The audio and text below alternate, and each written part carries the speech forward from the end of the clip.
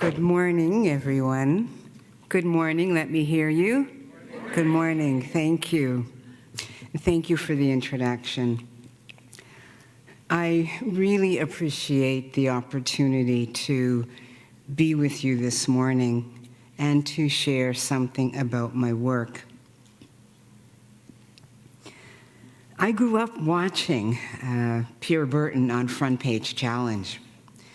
And for many years, I've been introducing students in my documentary classes to the 1957 National Film Board film classic, City of Gold, which he narrated. It's the story of the Klondike Gold Rush and his hometown of Dawson City. Directors Colin Lowe and Wolf Koenig make expert use of archival black and white still photographs to tell this story. It is well worth your 22 minutes, so please head over to nfb.ca to look at this film. I am the grateful daughter of Marie Nita Waldron and Gerald Mack Hamilton, the granddaughter of Ida Gross and Gilbert Hamilton, of Hattie Kellum and Barbadian William Waldron, the great-granddaughter of Charlotte and Charles Gross. My ancestors, the War of 1812 Black refugee survivors, had imagination in bucket loads. Otherwise, I would not be standing before you. They imagined a life beyond chattel slavery in Georgia, a life with freedom and dignity, a different world. They imagined something for themselves, for their children, and ultimately for me, a proud, grateful beneficiary. They acted on what they could imagine, what they could dream. A question I'm most often asked is, why did you begin making films? Nobel Prize winner Toni Morrison once said, and I quote, "If there's a book that you want to read, but it hasn't been written, then you must write it." Alice Walker, poet, novelist, extended this thought, saying, "In my own work, I write not only what I want to read, I write all the things that I should have been able to read." This sums up why I decided to make films about us, African-descended people in Canada and in Nova Scotia. Film is an ideal medium. It travels across time and geography.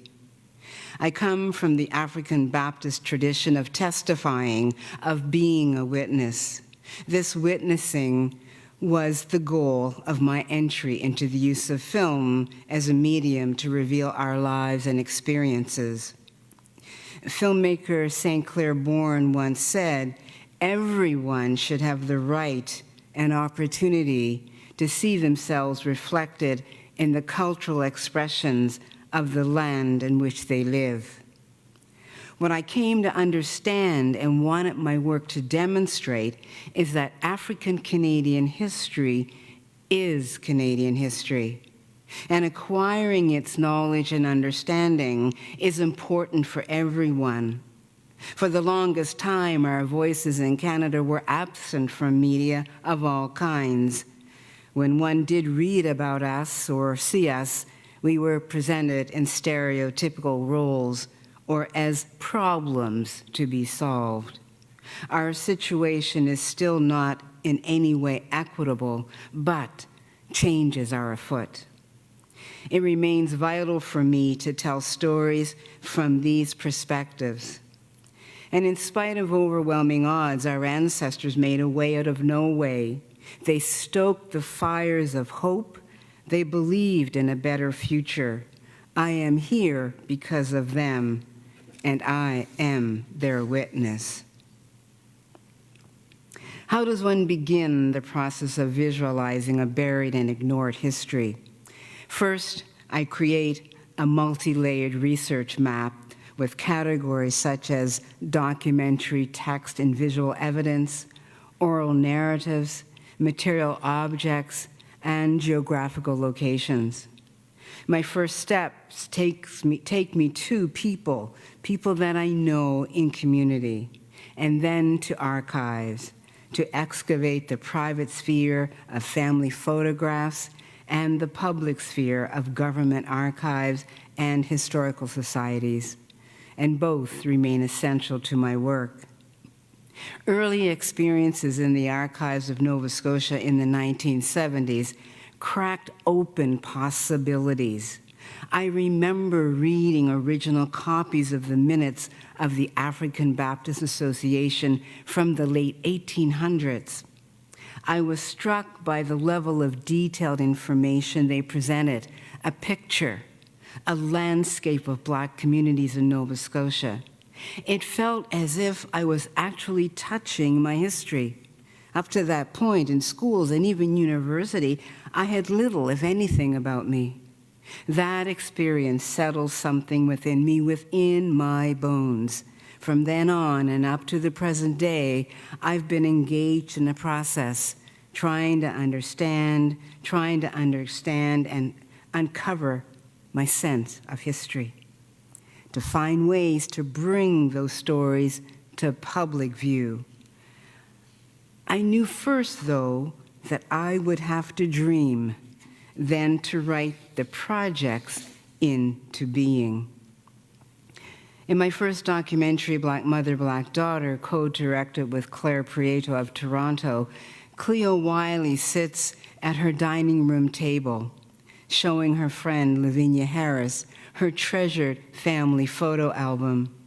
The photographs are a visual map and archive of the interior lives of African Nova Scotians. They chart experiences, moments of presence that are invisible to the broader society that, in spite of its best efforts, was not able to erase them. Ignore them, yes, but never erase or eliminate them because of the visual evidence of family archives, of family Bibles preserving the genealogy. I also use images from public archives and historical societies. What I saw around me in community had no parallel in what I saw in media or in educational studies. I wanted to visualize what I saw. One of the biggest challenges was convincing the women that their lives, their stories mattered, were worthy of capturing on film. The Nova Scotia vignettes produced for the CBC in 1996 were a series of 10 documentary shorts with run times of 60 seconds and 30 seconds. The people who were featured would often tell me they were stopped on the street. People said to them, "You must be important. I saw you on TV." That gave them a sense of pride. In Walk Through Time, I created a visual montage of still images and archival footage, underscored by the voice of African Baptist minister and educator, Dr. W.P. Oliver. And he says, quote, "Even just to look at their faces, expressions, tells me something of their life experiences." We'll watch that now.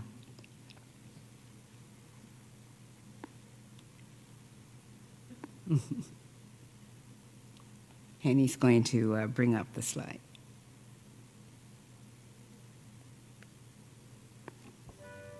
Even just to look at their faces, expressions. It's supposed to come up. It's not coming. Faces, expressions. Okay, there we go. Tells me something of their life's experience. You see, life for them was a matter of survival. Work played a great role in their development, and they developed not only in their development of character. I'm gonna climb up Jacob's ladder some of these days, hallelujah. To understand our past and our culture enhances the individual as well as the total community. It enables others to appreciate other humans who may superficially differ, but are basically the same. And we discover human values. Even just to look at their face. Okay. My next slide will show an image of a young black man in dreadlocks. It's an iconic image with the famed blue nose as his backdrop, but he is centered. This is not a postcard you've seen before. It's from Speak It from the Heart of Black Nova Scotia. The themes of the film, youth empowerment, identity, race, are still current in Nova Scotia and across Canada within many different communities. Several young people featured in this film have told me of the positive effect being in the film had on their lives. One is a lawyer, one an educator, another returned to university after having been in the workforce, and another works with youth. My work comes with enormous moral and ethical responsibilities. People trust me with their stories, their lives that I put on screen. In the larger context, I struggle, though, against the superficial knowledge that many Canadians have about African people in this place. But like my ancestors before me, and perched on their shoulders, I navigate my way through rough waters of ignorance, willful and otherwise. This work becomes my way of talking back to interpretations that have erased us from the constructions of Canada.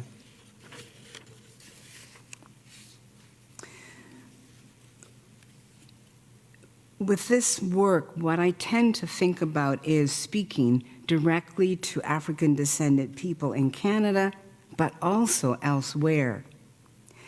Other viewers come into the conversation, and that's what is so encouraging for me.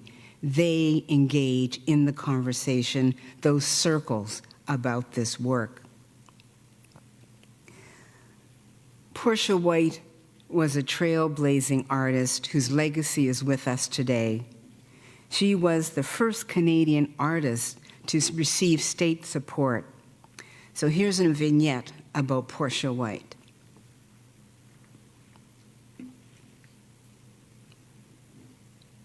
And while that's coming up, Contralto Porsha White, born in 1911, Truro, Nova Scotia. Nobody ever told me to sing. I was sort of born singing, and I think that if nobody had ever talked to me, that I wouldn't be able to communicate in any other way but by singing.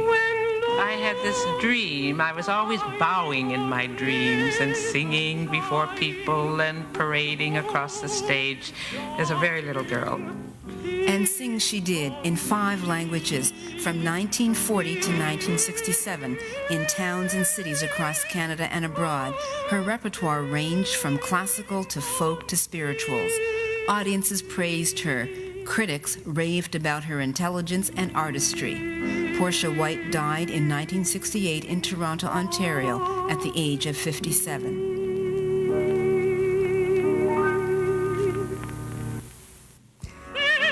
I made a film about Porsha, a longer film, and that was in 2000. What impressed me was the palpable imprint Porsha left on anyone who saw her perform. And those who studied with her, she touched so many hearts. My work is preoccupied with at least 2 fundamental questions. Whose memories have we failed to represent? And what memories do we not want to represent and why? The enslavement of African descendant people and its pernicious legacy in Canada sits at the cusp of these troubling questions. Whether we wish to remember or not, the educational segregation of African children in Canada and elsewhere is a product of the system of chattel slavery. The Little Black Schoolhouse was made in 2007, so we have a clip of that now.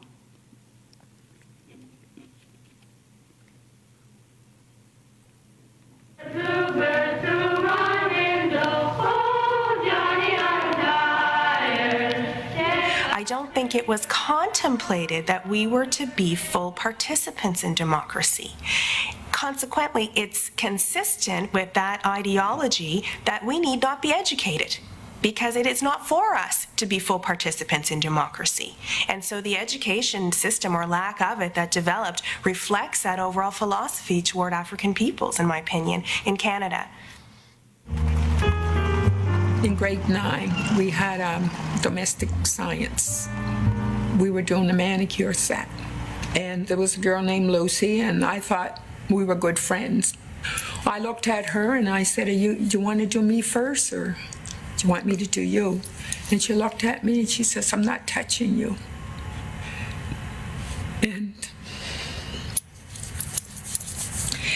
that was so humiliating. So anyways, I got up and I went up and told my teacher that Lucy didn't want to work with me. So the teacher said, did anybody else here want to work with Clayton? And the kids just put their heads down and snickered, the girls. And nobody did. And I just sat there by myself. And nobody knows what that felt like. What the people who appear in my films remember, they remember for all of us. In my case, my work has been over many years, and I have many, many people to thank. I could not do it without them, and if I were to do a credit roll, it would be very long. I'd like to close with a short video. It was made by Charlie Pinhorn, a grade 4 student at Donkin Gowery School in Cape Breton. It was sent to me by her parents, and it brought me to tears. Her class was assigned a project. She chose to create a video about me. So I appreciate your attention, and we're going to skip ahead to Charlie's video. I don't have time to tell you about Dr. Carey Best, just to say she deliberately challenged the Roseland Theater about 5 years before Viola Desmond did. So she deliberately challenged that same theater. But let's look at Charlie Pinhorn's video. Thank you, Henny, for all of your help back there. Sylvia D Hamilton is a Nova Scotia filmmaker, writer, and artist. Hamilton grew up in Beachville, Nova Scotia, a community founded by the African refugees from the War of 1812. As a child, Hamilton attended an African Nova Scotian elementary school. She switched to a non-segregated high school outside of her community. In this school, Hamilton experienced what she called a very alien environment. Her tough experiences led her to becoming an independent filmmaker who produces and directs films through her very own Maroon Films Incorporated. How cool is that? Through her films, Hamilton tells the stories of struggle and racism of other African Nova Scotians. Here are some of her most famous works. The Little Black Schoolhouse is a documentary about the history of segregation in Nova Scotian and Ontario schools. Hamilton's first documentary, Black Mother, Black Daughter, was co-directed with Claire Prito, who, by the way, was also one of the first African filmmakers in Canada, and it had an all-female crew. This film invited African women to share their experiences. Speaking from the Heart of Black Nova Scotia is a documentary about the failure of the education system to represent African culture. Today, Sylvia Hamilton not only has her own production company, she also teaches journalism at King's College in Halifax, Nova Scotia. Maybe she'll teach me someday. I chose Sylvia for my project because she reminds me a little bit of myself.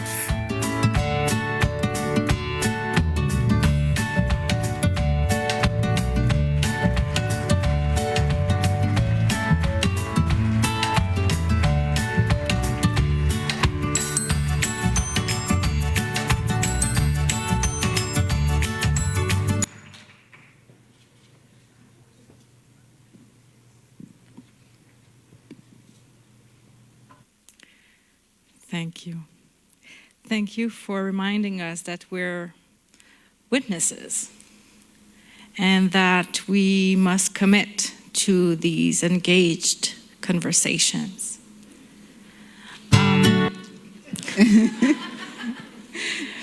Encore for Charlie. Would you have questions? Please line up behind the microphones in the audience. We have time for 2 or 3 questions.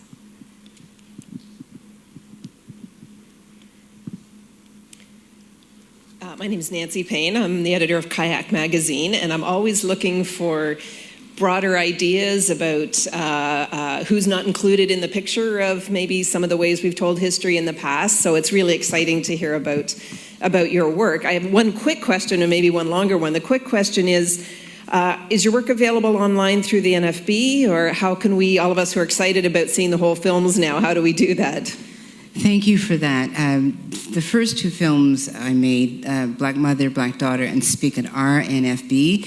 The other films I've produced myself, so you could simply send me a Twitter message, and perhaps what I'll do is give Joanna at the organization a bibliography of where you can find the films and find the work. Many of the articles are available online that I've written. I think if you go on my website, there's a list of things, so I'd be happy to be in touch with you. Thank you. Oh, wonderful. And then the longer question is, I was really taken by what I got was the idea that the act of filmmaking was also really important in all of these instances, because it was allowing people to see themselves and hear their stories as being important. And you alluded to the moral and ethical dimensions of that, which I imagine are pretty significant. I wondered if you could just expand on that a little bit. Thank you. When you're making a documentary film, you're dealing with people, their lives, their experiences, what they have to say, and you build a trust relationship with them. And if they don't trust you, then you're not able to dig deeply and to, in fact, give the public the story that they want to tell. And so ethically, you have to really be conscious of your own moral landscape, what's right and what's wrong. And once you know that when you're dealing with people, then I think it's a lot easier. But there are many times you might be in a situation where ethically it's not right to tell a particular part of a person's story.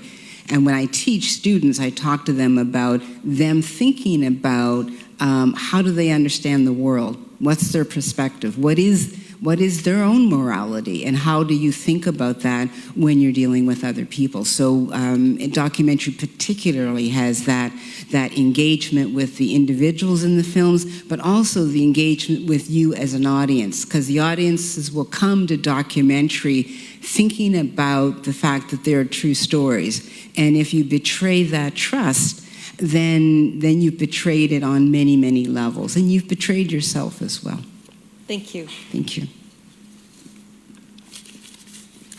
Hey, Sylvia, congratulations. Thank you. Yes. Sandra Nett. Yes. One of my former students. Thank you for coming. Yes. I wanted to ask a question just for the audience as well, because you didn't have enough time to talk about Carey Best. And for me, it bothers me as to why so many people don't know about the history of what she did and how she confronted segregation. So I was hoping that you could tell us a little bit more about Carey Best. Thank you. Sandra Nett, a graduate student from King's, and Sandra Nett actually worked with me on the Carey Best series of videos.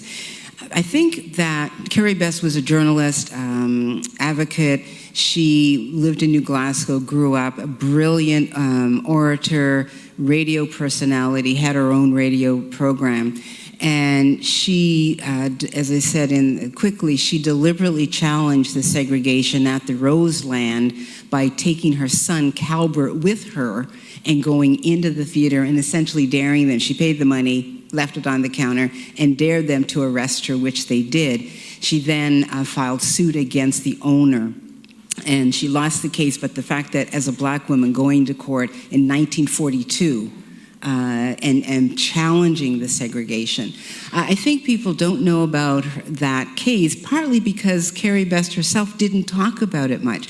She put Viola Desmond's case in her newspaper when that case happened, but she didn't write about her own case. And I think that goes to her sense of wanting the broader story to be told. It's in her autobiography, but what happens sometimes is we hear part of a story, but we don't hear all of the story. And I think the case with Viola Desmond is not taking anything away. That story and the individuals who've been talking about that, it's maybe it's an easier story for people to grab onto. But where Carey, she actually went in a very deliberate thing, as opposed to Viola Desmond's case, which was happenstance, right? It's happenstance versus deliberate action to challenge segregation. It was like when many people in the Black community were going into barbershops and challenging the barbers who would refuse to cut a 3-year-old boy's hair or a 4-year-old boy's hair. There were those kind of deliberate challenges, and then there were other challenges that were not as, maybe happenstance, they just happened. So I think it's important that we know about Carey Best and Viola Desmond, not to take away from Viola Desmond, but to also know that there was that deliberate challenge that she made as well. Thank you. Thank you.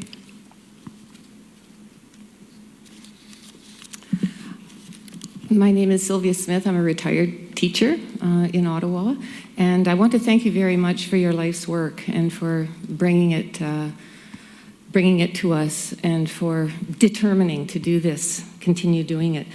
My question is, are you finding allyship with Indigenous peoples on your home territory, just in terms of thinking and working with the anti-Indigenous racism, the anti-Black racism?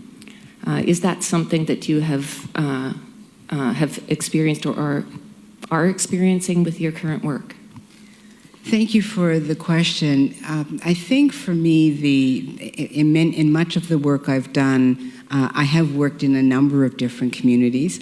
I think in terms of the Indigenous community, I've worked over years helping to do workshops around film, teaching people about how to use film as a tool to express themselves, to reveal their stories, and to reveal their histories.